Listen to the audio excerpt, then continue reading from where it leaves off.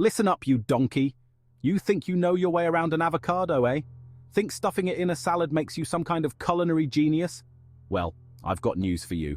You're probably butchering those beautiful fruits and don't even know it. There are some right ways to handle an avocado, and then there's everything you do. We're going to dive deep into the abyss of your avocado atrocities. We're talking criminal negligence, folks. Get ready to have your taste buds resuscitated because after this, you'll finally be treating avocados with the respect they deserve.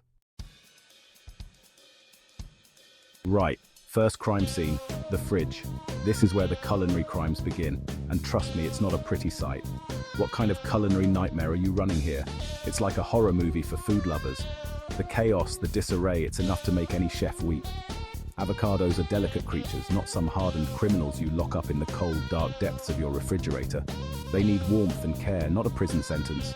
Sticking an unripe avocado in the fridge is like sending it to Siberia. It's going to freeze its arse off and never ripen properly.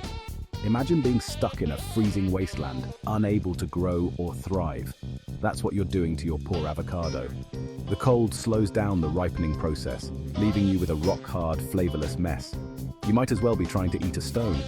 Avocados need a warm, cozy environment to ripen to perfection. But chef, you whine, what about storing them once they're ripe? Ah, the age-old dilemma. It's a delicate balance, my friend. Fine, you get a bit of leeway here, but listen carefully. Once your avocado has reached that perfect ripeness, you can put it in the fridge, but only under strict conditions.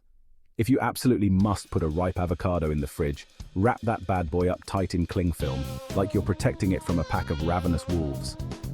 The cling film acts as a shield, keeping the cold air from ruining its creamy texture. And for God's sake, don't leave it in there for weeks on end. An avocado's time is precious, so show it some respect. A few days tops, and then it's time to eat it or face the consequences. An avocado's time is precious, so show it some respect. Treat it like the culinary gem it is. Handle it with care, and it will reward you with its creamy, delicious goodness.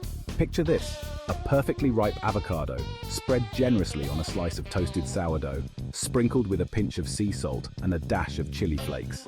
That's the dream, right? But it all starts with how you treat your avocado. Instead of banishing it to the fridge, consider keeping your avocados in a fruit bowl on the counter. Let them bask in the ambient room temperature, ripening naturally and beautifully. And here's a pro tip. If you want to speed up the ripening process, place your avocados next to bananas. The ethylene gas released by bananas will help your avocados ripen faster. Watch them closely though. Avocados can go from rock hard to perfectly ripe to overripe in what feels like the blink of an eye. Timing is everything. When your avocado is finally ripe, it's time to enjoy it. Cut it open, marvel at its green, creamy flesh and savor every bite. Whether it's in a salad, on toast, or just with a spoon, a well-ripened avocado is a thing of beauty. So remember, treat your avocados with the respect they deserve. Keep them out of the fridge until they're ripe, and even then, handle with care. Your taste buds will thank you. Happy avocados make for happy chefs, and happy chefs make for delicious meals. So let's give our avocados the love and care they need. After all, they are the stars of many a culinary masterpiece. Now let's talk about impatience, shall we? It's a common trait, especially in the kitchen. We all want our meals to be ready in an instant, but sometimes rushing things can lead to culinary disasters. Cutting into an avocado before it's ripe is a sin of the highest order.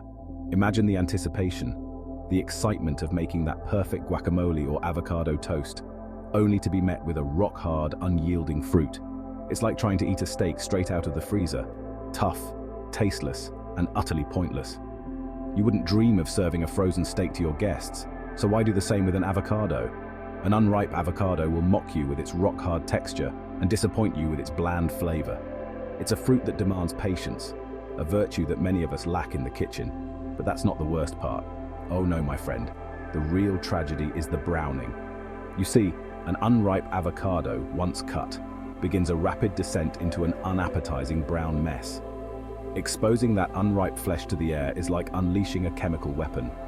The oxidation process starts almost immediately, and before you know it, your once promising avocado is a mushy brown disaster. Oxidation runs rampant, turning your beautiful green avocado into a mushy brown mess. Patience, my dear, patience. It's a virtue that will reward you with the creamy, buttery goodness that only a perfectly ripe avocado can offer. Wait for that avocado to yield to gentle pressure, a sign that it's ready to give you its creamy, buttery goodness. The wait might seem long, but trust me, it's worth it. The difference between an unripe and a ripe avocado is night and day. The ripe one will elevate your dishes, making them not just good, but extraordinary. So next time you're tempted to cut into that avocado a little too early, remember this: good things come to those who wait. Your patience will be rewarded with a fruit that's not just edible, but truly delightful. Enjoy the process, savor the wait, and relish the reward. Now, who wants to talk about metal? You, with the rusty spoon, step forward. Using metal utensils on your avocado is like inviting a pack of hyenas to a tea party. Utter chaos and destruction. The metal reacts with the delicate avocado flesh, turning it an unappetizing gray and giving it a metallic tang that would make even the most iron-stomached chef gag. Are you trying to poison your guests? Because that's how you poison your guests. Use a plastic knife or, better yet, your God-given hands to scoop out that precious avocado flesh. Treat it with respect, you hear me? Lime juice. What's this? No lime juice? Are you having a laugh? Leaving your avocado naked and exposed to the elements is like sending a lamb to slaughter. That vibrant green color will disappear faster than you can say guacamole, leaving you with a sad brown mess. A squeeze of lemon or lime juice is your avocado's best friend. It acts as a shield against the evils of oxidation, preserving its vibrant color and fresh flavor. So be a dear and give your avocado a good squeeze of citrus.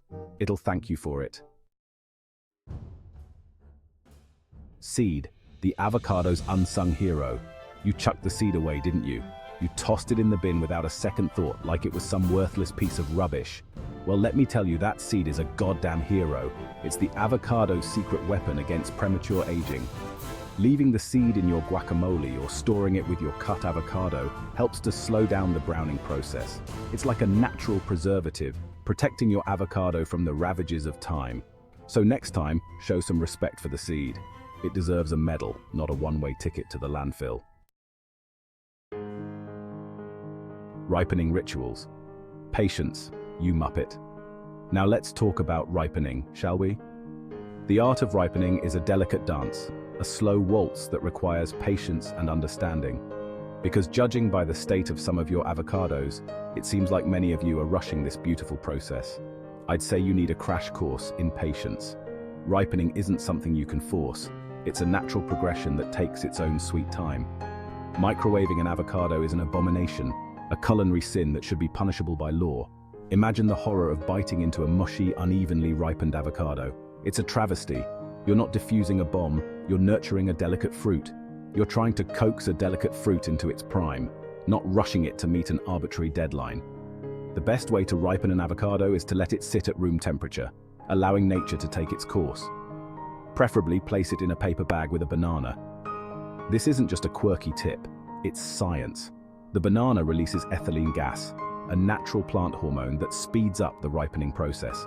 This gas acts like a gentle nudge, encouraging the avocado to ripen more quickly and evenly.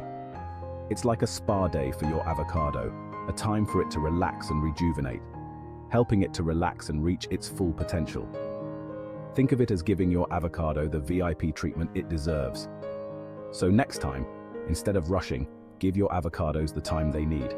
Place them in a fruit bowl. Let them mingle with other fruits. Watch as they gradually change color, from a firm green to a soft, creamy texture. When you finally slice into that perfectly ripe avocado, you'll realize the wait was worth it. The creamy, buttery texture will be a reward for your patience. Remember, good things come to those who wait, and a perfectly ripened avocado is one of those good things. So be patient, you muppet. Your avocado will thank you for it. Overmashed mayhem. Texture is king. Finally, let's address the elephant in the room. Overmashing. Turning your avocado into a baby food-like mush is an insult to its creamy, buttery texture. Would you overcook a Wagyu steak? Would you burn a creme brulee? I should bloody well hope not. Gently mash your avocado, leaving some chunks for texture and interest. Remember, you're aiming for a guacamole, not a smoothie. Treat that avocado with respect, you hear me? Avocado Redemption. You're welcome. There you have it, you bunch of avocado assassins. 7 deadly sins that have been holding you back from avocado nirvana. Now that you know the error of your ways, it's time to repent. Go forth and treat avocados with the respect they deserve. Your taste buds will thank you for it. Remember, a well-treated avocado is a happy avocado, and a happy avocado makes for one hell of a delicious meal. Now, subscribe to my channel and ring that bloody bell because I've got a whole lot more culinary wisdom to share.